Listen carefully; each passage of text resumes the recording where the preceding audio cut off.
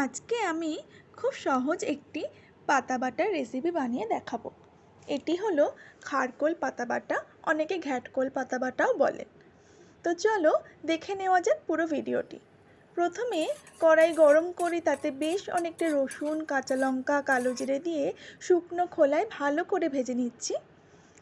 এরপর খারকোল পাতাগুলোকে ভালো করে ধুয়ে কুচিয়ে নেব, ডাঁটাগুলো বাদ দিয়ে, এবং ভালো করে কড়াইতে দিয়ে শুকিয়ে নেব যাতে পাতার মধ্যে একটুও জল না থাকে, এবং জল না থাকলে গলাও কিন্তু সেভাবে ধরবে না।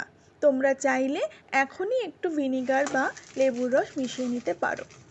এরপর মিক্সিতে পেস্ট করে নিলাম সব কিছু দিয়ে, অল্প নুনও দিয়েছি পেস্ট করার টাইম। এবার কড়াইতে সর্ষের তেল গরম হলে তাতে এই পাতা বাটার পেস্টটা দিয়ে ভালো করে নেড়েচেড়ে ভাজা ভাজা করে নিলেই রেডি সুস্বাদু